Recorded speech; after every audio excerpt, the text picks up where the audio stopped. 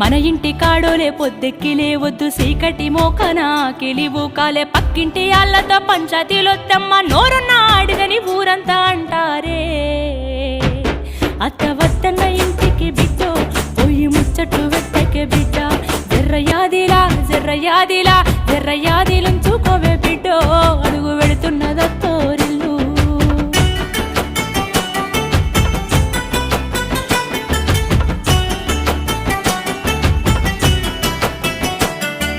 మోగోడు అన్నాక మంచి సెట్టుంటది యాళ్ళకు రమ్మని ఏనాడు అడుగొద్దు తాగొచ్చినా గాని ఊగొచ్చినా గాని కంచంలో ముత్తేసి కాముషుగుండు